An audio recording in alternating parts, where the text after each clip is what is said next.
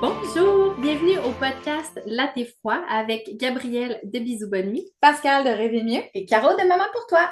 Aujourd'hui, on va vous parler de est-ce qu'on vous dit de laisser pleurer votre enfant quand vous voyez une consultante en sommeil? Puis j'aimerais ça voir. En fait, on va démystifier les pleurs, on va parler un peu là, de nos expériences, puis de comment tout ça se passe. Oui, on parle de la vraie vie aujourd'hui parce qu'on le sait que c'est un sujet chaud, Ouais. puis qu'il y a beaucoup de marketing autour du métier consultante en sommeil qui disent des méthodes sans pleurs. Là, tu te fais avoir parce que tu arrives finalement, puis non, elle te dit laisse-le pleurer 5 minutes, puis t'es comme Colin, il me semble que j'avais payé pour du sans pleurs. Fait que je veux qu'on en parle aujourd'hui parce que je pense qu'il y a aussi ça qui crée de l'ombre sur notre métier.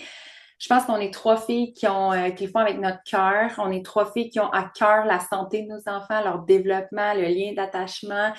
On a chacune expérimenté à notre façon des méthodes avec visant l'autonomie, mais avec pleurs contrôlés ou sans pleurs. Puis on est toutes capables de vous parler de notre expérience. Je vais commencer par la mienne, juste parce que je veux que les gens comprennent que il n'y a pas une méthode meilleure que l'autre, mais nous, on ne va jamais vous dire de laisser pleurer ton bébé jusqu'à ce qu'il s'endorme. C'est un peu comme utiliser le breaker pour fermer la lumière de la cuisine, là. C'est too much. À terme, là, ça peut faire sauter le panneau.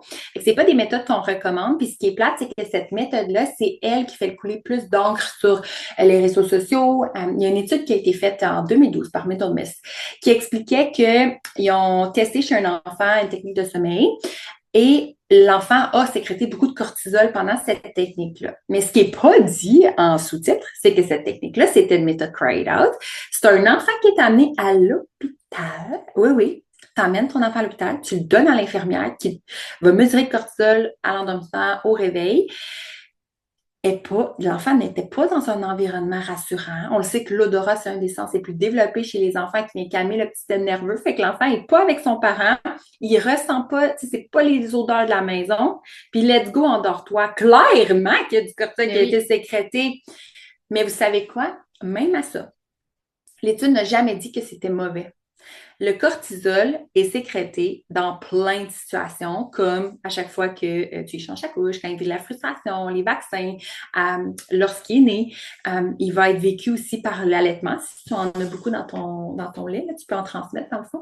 Le cortisol, fait que tu sais, le cortisol, là, ça sert à se lever debout le matin, C'est là. ça, j'allais dire. Mhm. C'est l'hormone qui nous... L'hormone du Oui, réveil. Oui, l'hormone du réveil. qui nous garde actifs, qui fait qu'on va pas se faire frapper parce qu'on a comme été alerte. Fait que, tu sais, le cortisol, il n'y a rien de mal à ça. C'est prouvé, par contre, qu'une sécrétion trop grande sur une longue période, comme par exemple de l'abus extrême, là, tu sais, on va parler de viol, négligence, drogue.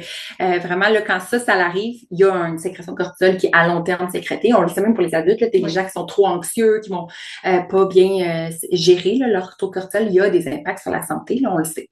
Mais là, on n'est pas en train de parler de ça, là. On est en train de parler d'un enfant qui est en train d'essayer de s'endormir et nous, ce qu'on parle, c'est d'accompagner ça. Et c'est prouvé qu'un pleur accompagné aide à diminuer le cortisol. Donc, à l'inverse, l'accompagnement avec pleur va venir aider à diminuer le cortisol qui va permettre la sécrétion de la mélatonine. Mélatonine et cortisol, là, ça cohabite pas ensemble. Fait que quand il y a du cortisol dans le système de notre coco, s'abandonner au sommeil, ça va être super difficile. Donc, notre enfant a besoin de nous, a besoin de notre présence, a besoin de savoir qu'on est là. On n'est pas obligé, par contre, de le faire pour lui. On n'est pas obligé de l'endormir pour lui. C'est vraiment ça la différence quand on vise l'autonomie de sommeil avec des méthodes qu'on appelle à pleurs contrôlées. Et dans notre philosophie, on a plusieurs types de méthodes qu'on peut utiliser. Puis nous, on s'adapte toujours, là, à la famille qui s'adresse à nous, là. Si la famille, elle nous demande des méthodes sans pleurs, mais on va effectivement utiliser une méthode sans pleurs. Mais ce que les gens doivent savoir, c'est qu'il peut y avoir des pleurs. C'est juste que dès qu'il y en a, on va intervenir. Oui, exactement. C'est ce que tu avais fait, je pense, avec Tristan. Oui, puis la chose qui est importante à dire, c'est que le plus que le bébé vieillit, plus qu'il est conscient de son environnement. C'est-à-dire que si le bébé est habitué en cododo, il est habitué de s'endormir au sein, tous les éléments qu'on connaît, c'est sûr que si on lui demande quelque chose de nouveau, qu'il soit dans son lit du jour au lendemain, il va en avoir des pleurs. On ne dit pas toujours à 100%, mais c'est leur façon de communiquer, leur façon de protester. On ne parle pas de pleurs de détresse, je veux qu'on en parle de type Jeanne. de Mhm. pleurs, Oui. mais il faut pas oublier que c'est leur façon de communiquer.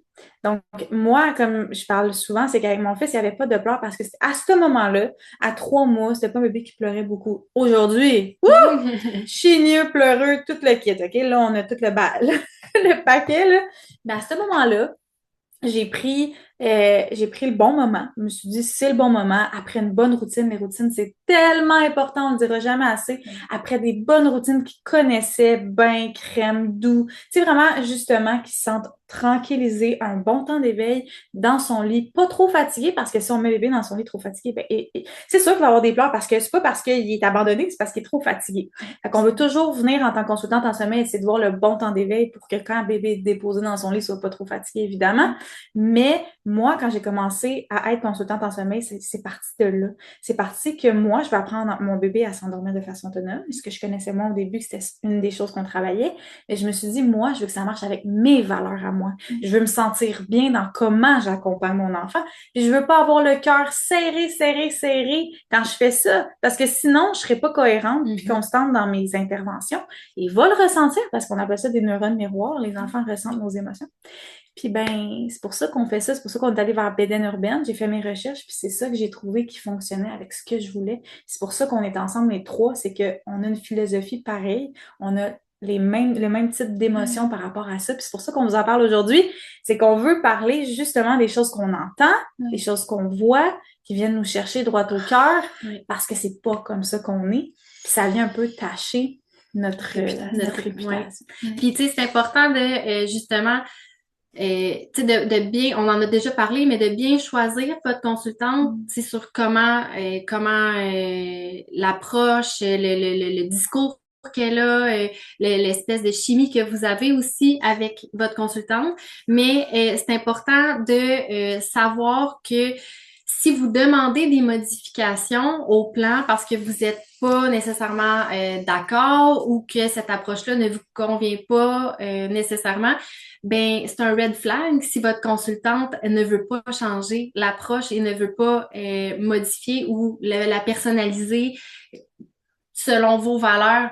Puis ça, moi, c'est important que j'en parle parce que, tu sais, je modifie tellement mes plans. Des fois, je regarde avec mes clientes, bon, est-ce que je m'assure que ce que j'ai proposé convient à la famille? Puis s'il y a quelque chose, n'importe quoi là qui convient pas, on le modifie puis c'est vrai, peut-être qu'on pourrait faire, tu sais, OK, bon, on va faire ça de cette façon-là d'abord puis ça va, tu sais, il y aura pas de différence, tu sais, ça va juste plus vous rendre confiant puis comme tu disais, c'est important que le parent soit confiant dans son approche puis dans comment procéder puis comment accompagner son enfant parce que c'est la sécurité affective là. Fait que c'est vraiment c'est ça, c'est important que votre consultante puisse modifier le plan puis le personnaliser vraiment selon vos besoins.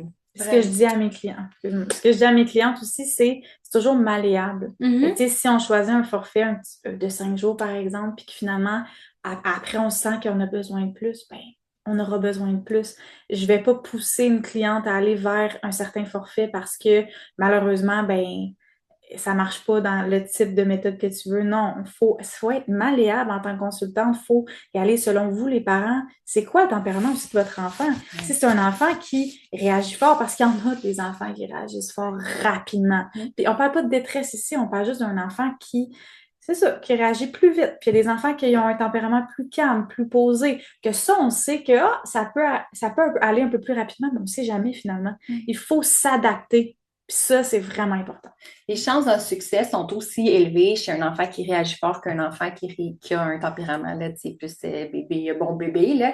Les chances de succès sont les mêmes. Là. Ce que je dis tout le temps aux parents, c'est tous les chemins mènent à Rome. Tous les chemins mènent à Rome. Peu importe le processus que tu as choisi, puis en cours de route, même si tu décides de dévier ou si ce soir-là, tu n'as pas été capable de l'appliquer, le plan qu'on avait travaillé ensemble, it's okay. On va se rendre à Rome pareil. Parce que peut-être ce soir-là, tu n'étais pas aligné en ton cœur puis ta tête, puis c'est important parce que tu l'as dit tantôt, parce que les enfants ressentent ça, notre manque de confiance. Fait que si on n'est pas aligné ici, là, ben l'enfant, il va juste pleurer encore plus fort. Et là, tu sais, nous, notre but, c'est de ne pas faire sécréter de cortisol ou du moins d'aider à l'abaisser si jamais il y en a qu'on n'a pas, tu sais, on est hors de contrôle, là, il s'est tourné de côté, il s'est cogné le front, mettons. Ça se peut. Il est frustré de la situation, ça se peut. Mais nous, ce qu'on veut, c'est d'être présent pour l'enfant et de venir là, abaisser son taux de cortisol. cortisol pour l'aider à s'abandonner au sommeil. Mais si on n'est même pas capable nous-mêmes de gérer parce qu'on se dit, oh mon Dieu, qu'est-ce qu'on est en train de faire, ça n'a pas de bon sens, c'est sûr que l'enfant il va regarder dans vos yeux puis il va dire, oh, ma mère a l'air donc bien stressée. Clairement, il y a peut-être un danger. Je vais combattre le sommeil. Et là, on s'éloigne de notre objectif parce que l'enfant, il se dit, combat le danger, sécrétion de cortisol, adrénaline, let's go, faut pas que je dorme parce que je vais me faire manger par un mammouth. Et le plan va être tough, là. Mais un mauvais plan avec beaucoup de confiance, c'est mieux qu'un bon plan avec pas de confiance. Fait que peu importe ce que vous faites, peu importe la façon dont vous avez décidé d'accompagner votre enfant visant l'autonomie du sommeil ou juste changer quelque chose là, par rapport au sommeil, ben en fait, faites-le avec la confiance. Puis c'est vraiment ça qui va faire la différence. La deuxième chose que j'aimerais clarifier, là, on n'en a pas parlé, là, pourquoi l'autonomie? Là, pourquoi est-ce que les gens font une technique de sommeil? Il y en a qui sont comme, OK, tu parles de technique de sommeil depuis tantôt, mais comme pourquoi je ferais ça? Il y en a qui fait jump in? Ben ouais. Je peux continuer, moi.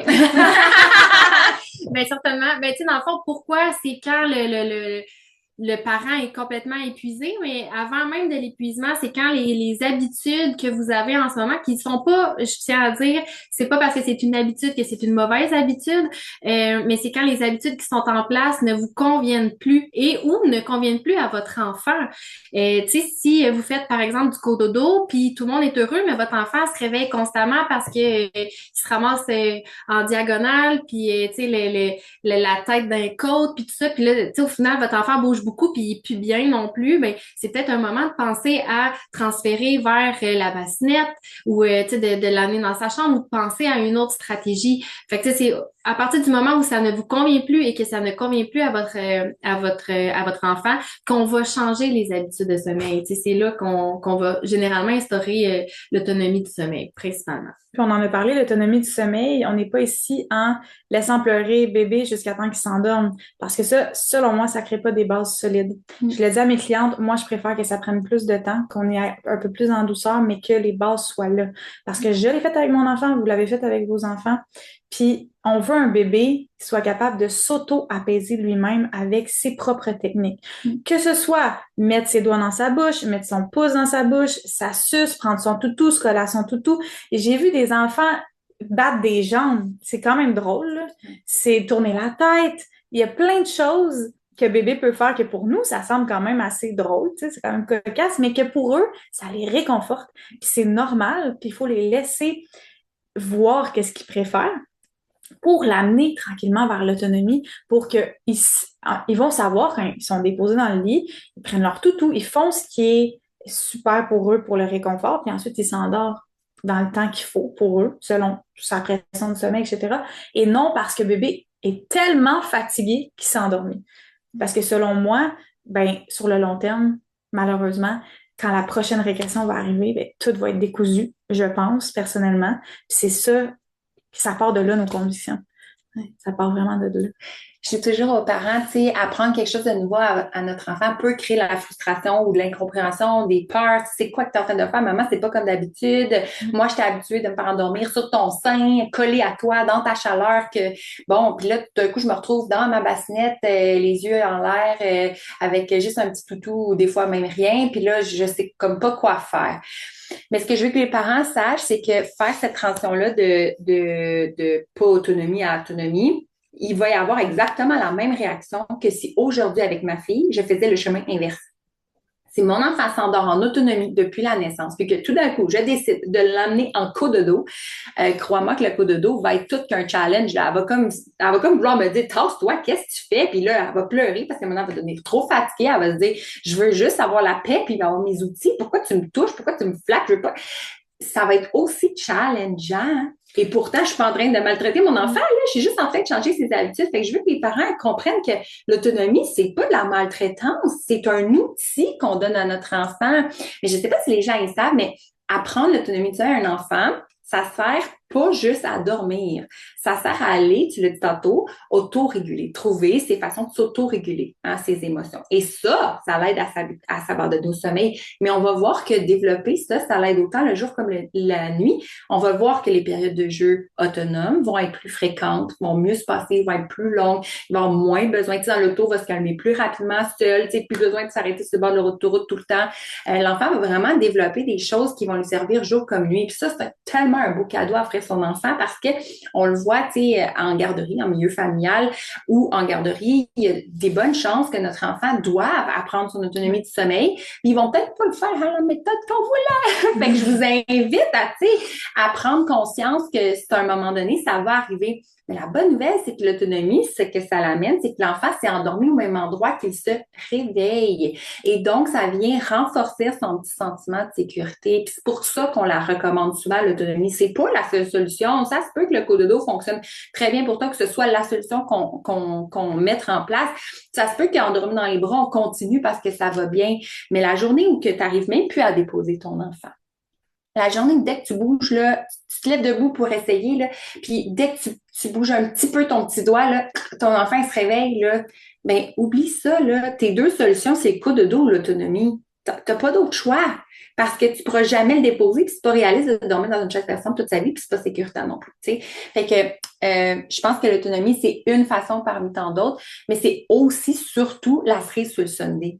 Tantôt, tu as parlé de base puis de solidité, là. Mais si tu n'as pas mis de routine, si tu n'as pas choisi le bon timing pour déposer ton bébé dans son lit, si ton bébé il a froid, il a chaud, s'il a faim, s'il ne se sent pas en sécurité parce que ton mindset n'est pas là, ton autonomie de sommeil ne va pas fonctionner. Tu vas juste effectivement entendre ton bébé pleurer, tu vas essayer de raccompagner, mais tu ne vas pas avoir de succès. Puis ça, c'est décourageant pour les parents parce que les résultats, on ne les voit pas tout de suite. Là. Je pense que les parents, vous devez être conscients de ça. Là. Puis c'est pour ça qu'il y en a beaucoup qui laissaient de leur de façon autonome, seul, à la maison, puis qui se disent, ah, j'ai déjà essayé, c'est de la merde, ça fonctionne pas. Mais en réalité, est-ce que tu l'as essayé au bon moment? Tu l'as essayé avec le bon mindset? Tu l'as essayé avec des bons outils dans un bon environnement idéal? Puis peut-être que ça, c'était pas là. Puis on fait jamais de technosommeil si ça, c'est pas en fonction. C'est pas à 2 heures du matin que tu dis, je vais laisser mon bébé pleurer puis il apprendra à s'endormir autonome parce que tu sais juste plus quoi faire. Ça se peut que tu le fasses, maman, là. C'est normal parce qu'entre ça puis brasser ton bébé, je peux comprendre qu'il y en a une qui est mieux que l'autre, OK? Mais quand on veut vraiment s'éviter de se rendre à ces situations-là, d'instaurer l'autonomie du sommeil, quand on a un petit peu plus, là, rationnel, là, quand on a un niveau d'énergie, mettons, de 3 sur 10 et plus, là, c'est le bon moment de le faire avant d'arriver là, à 2 puis à 1. Puis juste, tu sais, les conséquences d'un manque de sommeil, c'est burn-out parental, là, c'est d'échapper ton bébé dans les marches parce que tu as eu un étourdissement, c'est de plus sourire à ton conjoint, c'est peut-être un divorce parce que genre vous faites juste vous chicaner parce que t'es trop fatigué. Il y en a des conséquences à un manque de sommeil. Là. Puis tu sais, peut-être qu'en ce moment, tu te dis, je voulais faire une technique, mais je ne vais pas faire de technique en fait, mais je pense que j'ai pas le choix. Bien, sachez que dites-nous-le, ça, quand vous venez en consultation, parce que nous, on va s'assurer qu'on te respecte là-dedans. Il n'y a pas un parent qui va me dire qu'il a pleuré là, au bord de la porte. Je veux jamais entendre ça. Si ça t'arrive, c'est parce que le plan n'était pas adapté. On rewind, là, puis on recommence une autre méthode. On va se rendre à Rome par un autre chemin d'attitude. C'est pour ça qu'on fait des consultations un peu plus. Moi, personnellement, je fais 90 minutes, puis c'est plus long, aussi. ça sera plus long. Ouais. Mais on va dire que la base, 90 minutes, parce que j'ai réalisé avec l'expérience, avec le temps, que 60 minutes, c'était pas assez, mais c'est aussi à travers la consultation, on voit tout ça, autant le jour, puis je le dis tellement dans mes appels découvertes que le jour et la nuit, c'est ce qu'on travaille, parce que les deux vont ensemble. Qu'est-ce qu'on travaille le jour va incider sur la nuit, et inversement aussi, on regarde les routines, on regarde les siestes, on regarde les temps d'éveil, on regarde l'autonomie du sommeil comme on a parlé, les réveils nocturnes. C'est tellement des choses à tout vérifier pendant la consultation, parce que je le dis puis je vais toujours le répéter, il faut que tu te sentes en confiance après la consultation de commencer. Puis après, je suis là pour répondre aux questions, évidemment, mais qu'au moins après la consultation, toi, en tant que maman ou papa, vous sentez à l'aise avec ce que je viens de vous présenter. On fait les changements, évidemment, comme Gabrielle a dit, mais qu'au moins on prenne le temps d'être là, d'être en pleine conscience avec nos parents, puis que ça soit personnalisé, justement, parce que chaque parent est différent. On a tous une dynamique familiale, on a toute une perception différente, on a toutes des émotions différentes, on a tout un bagage différent aussi. Puis il y en a qui ont 3 enfants, il y en a que c'est leur premier enfant, puis selon moi, c'est différent. L'expérience est différente, mais c'est aussi qu'à un moment donné, on essaie des choses avec un enfant, mais ça va pas nécessairement fonctionner avec l'autre. Fait que je pense que nous, en tant que consultante, c'est notre job aussi de s'acclimater à tout ça. Oui. Il y a une formation que j'aimerais recommander aux mamans qui se questionnent. Je fais une technique de sommeil? Je fais pas? C'est-tu mal? C'est pas mal? Comme si vous vous doutez encore, là, il y a une formation qui s'appelle la désinformation du sommeil qui est faite par l'équipe de Sava Maman. Dr. Laurie Zéphir, elle a une spécialité en relation lien d'attachement. Puis je pense qu'on n'en a pas adressé le sujet aujourd'hui du lien d'attachement, là, mais elle couvre en long et en large. Elle dit qu'elle a fait plus qu'un doc à juste faire cette conférence-là parce qu'elle a étudié toutes les études sur le marché, puis elle a essayé de ramener l'information sur on devrait-tu ou on devrait pas, c'est-tu mal ou c'est pas mal, ça affecte-tu le développement de l'enfant, ça brise-tu le lien d'attachement? Puis les conclusions sont vraiment intéressantes parce qu'elle vous dit pas quoi faire. Elle vous demande de choisir qu'est-ce qui est le mieux pour vous. C'est une question d'équilibre, c'est une question de qu'est-ce qui est le mieux. Si je le fais, est-ce que je suis prête à vivre avec la zone grise par rapport au développement de l'enfant? Parce que la relation, là, oubliez ça, là, un lien d'attachement, là, c'est pas 6 et 8 le soir, là. Un lien d'attachement, c'est sur toute une vie, OK? Fait que, oubliez ça, le lien d'attachement, là, à faire une technique de sommeil avec pleurs contrôlés. J'ai bien dit avec pleurs contrôlés. Il n'y a aucun, ça a été prouvé, là, que ça n'aurait pas d'impact. Par contre, au niveau du développement de l'enfant, ce qu'elle disait dans le fond dans la formation, puis vous irez là, l'écouter si vous voulez en savoir plus parce que on en parle pendant 2 heures là, c'est que on peut pas prouver, on peut pas dire oui, on peut pas dire non. Il y en a qui disaient oui, il y en a qui disaient non, mais la vraie raison pour qu'on peut pas dire oui, c'est qu'il y a tellement de choses dans une vie d'enfant qui peut se passer qui va affecter le développement de l'enfant, qui n'ont pas rapport avec une semaine en fin de technique de sommeil, tu sais. Puis, les études, souvent, malheureusement, portent sur des études de type Cry It Out. Ils vont porter sur des techniques de sommeil sans accompagnement. Fait que là, ça, c'est plate parce que les gens mélangent les deux, tu sais. Ils prennent les résultats de l'étude de Cry It Out, qui n'est pas notre approche, puis ils viennent l'appliquer à leur thinking. Fait que ça aussi, je pense que vous devez être plus consciente là, de ça.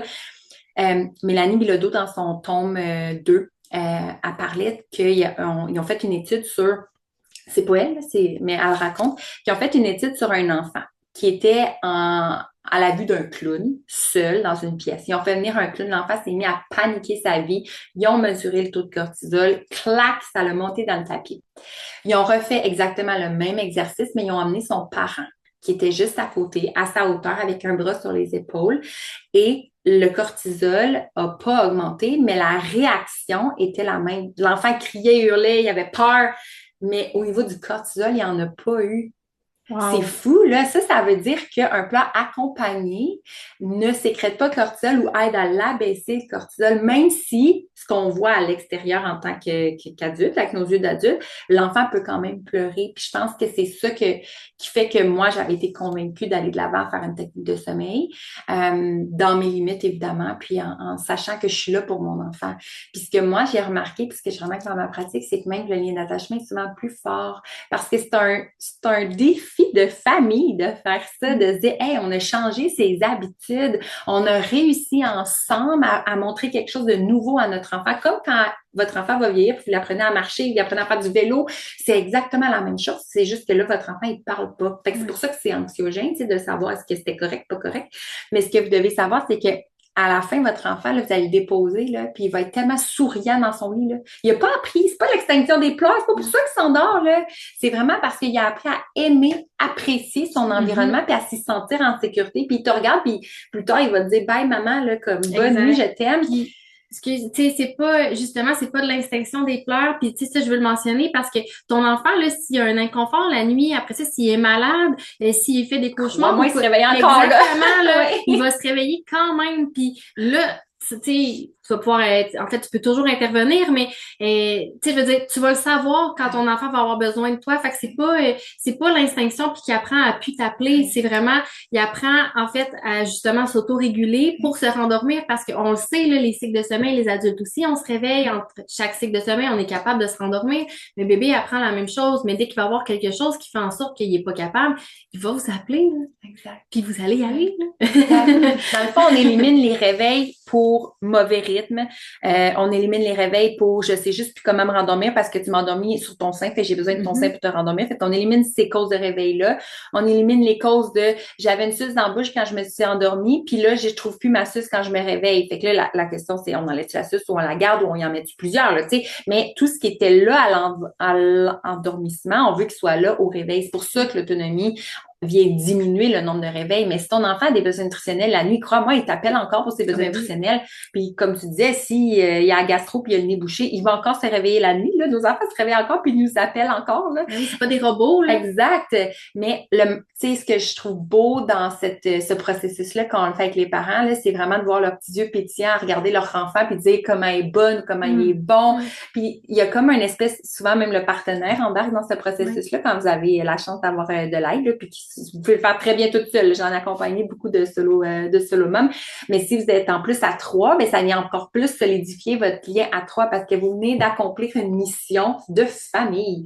Et ça, là, le lien d'attachement vient de quintupler. Puis en plus, vu qu'on est moins fatigué, ben on l'apprécie encore plus. Ben exact, parce que justement, tu sais, un parent qui est épuisé, qui est complètement brûlé, mais le temps de qualité avec son enfant de jour, là, il est pas, en fait, il est pas de meilleure qualité du tout. Le parent est complètement brûlé, il est tanné, de la misère à sourire. de la misère à sourire, tu sais, de la misère à vraiment passer un bon moment avec son enfant, versus quand ton enfant fait des belles siestes, ben toi, tu peux te reposer, avancer tes choses, peu importe ce que tu veux faire en fait pendant ce temps-là. Mais après ça, quand ton enfant se réveille, mais ça te permet de passer du temps de qualité puis d'aimer passer ton temps avec ton enfant versus quand tu es complètement épuisé. Fait qu'au contraire, le lien d'attachement se forme aussi exact, puis se forme aussi dans le temps de qualité que tu passes avec ton enfant, puis tu sais, c'est pas le nombre, mais tu sais, c'est pas tant le nombre d'heures passées sur 24 heures, mais la qualité passée avec ton enfant qui est importante, puis c'est ça aussi la différence, là, qui est importante. Moi, je le vis avec Tristan présentement, il est en grosse anxiété de séparation à 18 mois.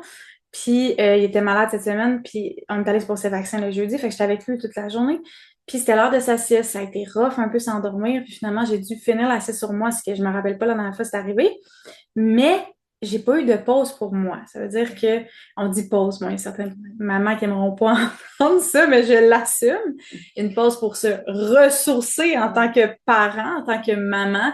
Toute la journée, j'étais sur la go, puis encore là, ben, avoir l'accès sur moi, ça veut dire que je peux pas prendre un petit peu de temps pour moi et je l'ai ressenti sur mon énergie. Bon, là-dedans, je suis enceinte, je suis en déménagement, donc à la base, j'étais un peu saturée aussi émotionnellement et mentalement. Ben, je l'ai senti pour le reste de la journée. Même quand on s'est réveillé, et il s'est réveillé de sa sieste, ben, j'étais pas là 100% émotionnellement avec Tristan pour le reste de la journée. J'étais plus épuisée qu'autre chose. Parce que ce moment-là, j'en avais besoin, surtout cette journée-là. C'est correct, ça arrive. Mais il m'a demandé. Puis j'ai été là pour lui. Fait que même s'il s'endort de façon autonome depuis tellement longtemps, il m'a demandé parce qu'il en avait besoin. Fait que ça, je pense que c'est la preuve que même si ton enfant s'endort seul, il va te demander quand il en a besoin. Oui. Et n'en doutez jamais. Jamais. Qu'est-ce qu'on retient de cet épisode-là, les filles? Je pense qu'on retient qu'on est tous différentes en tant que consultante en sommeil, même si on a une formation qui est pareille. Nous, notre personne, on est tous différentes, on amène notre propre couleur. Il faut magasiner, je mets ça en guillemets, mais il faut magasiner nos consultantes, regarder notre marketing, veut pas, mais il faut aussi la personne qu'on est, notre énergie, nos valeurs. Est-ce que ça fit avec vous, maman qui recherchez quelqu'un de confiance pour accompagner votre enfant dans les nouvelles habitudes? Je pense que c'est le plus important. Mais c'est pour ça qu'on fait cet épisode-là, c'est qu'on est tous différentes, puis il faut pas nous mettre dans le même bateau. Oui, je pense que c'est important de faire la différence aussi, puis que de pas juste se fier au marketing, en fait, aussi, puis de vraiment se fier à comment qu'on se sent quand on est avec la personne, la consultante. Puis, posez bien vos questions quand vous les magasinez. Prenez le temps de voir justement si les plans sont malléables, s'il y a plusieurs façons de faire, c'est quoi la philosophie fondamentale derrière la consultante. Là. Je pense que ça, c'est primordial. Il y a aussi l'engagement de la consultante envers vous. Tu sais, des fois, on va sentir qu'on a un numéro pour la personne. Le plan est fini, puis elle te répond plus. Mais elle a l'air vraiment fine en compte. Mais par contre, elle, une fois qu'elle t'a payé, tu sais, ça arrive, on en a entendu. Là, c'est pas comme ça qu'on fonctionne, heureusement, mais on en a entendu des histoires catastrophiques là, que ça avait de la wow au début, puis qu'après ça, tu sais, c'est comme c'est un 60 minutes top chrono, puis après 100 minutes, on arrête l'appel, puis let's go, tu pars avec ton plan qui est la copie du voisin, puis je pense que c'est correct, là, ça se peut que pour ton enfant, ça marche, ça se peut que aussi, toi, ton amie, elle a pris elle, puis ça a super bien fonctionné, puis que ça fonctionne pour toi aussi, là. Ça se peut très bien. OK? Je dis pas que c'est mal, là. Je fais juste dire que ça se peut que ça ne fonctionne pas à toi. Puis ça se peut que tu sois déçu une fois que tu as engagé ces sous-là, que tu vois que tu n'as pas envie d'embarquer dans le plan puis que tu as dépensé ces sous-là pour rien. Je pense que c'est ça qui est le plus important à réfléchir dans votre choix d'aller de l'avant. Puis aussi, est-ce que vous êtes prêt à embarquer dans un processus comme ça? Il n'y a personne qui a envie de vous accompagner si vous n'avez pas envie d'être accompagné. C'est un travail d'équipe, nous aussi, en tant que consultante. Fait que, ayez, oui, vos peurs, c'est normal. Oui, votre anxiété, c'est normal. Oui, le I have to, là, comme j'ai pas le choix. Il n'y a personne là, qui d'emblée va dire, je vais aller faire une technique de sommeil. Là, on a d'autres raisons pour lesquelles on le fait. Là, c'est pas pour la technique de sommeil qu'on le fait, c'est parce que ça va nous amener X, Y, Z. Fait que, tu sais, on le sait, on est consciente que vous arrivez avec un step back ou avec tu sais, c'est rare les mamans qui font comme yes, yes, yes, je peux le motiver, puis tant mieux quand vous le laissez, c'est le fun, mais on est habitué, là, avec une espèce de recul. Mais si vous êtes plus en mode défensif, je veux pas faire ça, c'est ma mère qui m'a dit de faire ça, c'est mon médecin qui m'a dit de faire ça, c'est ma voisine qui m'a dit de faire ça, puis que vous, là, votre situation vous convient, OK? Ça vous convient pas, là, puis que votre voisine dit de faire ça, peut-être vous êtes rendu là parce que c'est ça, ou vous brassez le bébé, ou c'est ça, ou tu sais, il n'y a plus personne qui va prendre soin de votre bébé, là, vous serez juste plus là. Ça se peut que vous rendiez là, sauf que prenez quelqu'un avec qui vous le savez, que vous lui faites confiance pour vous guider, puis respecter, là, votre petite voix intérieure aussi en même temps. Je pense que... Ouais, bel épisode, très contente. Oui, mais merci beaucoup. On se dit à la prochaine. À la prochaine. Bye.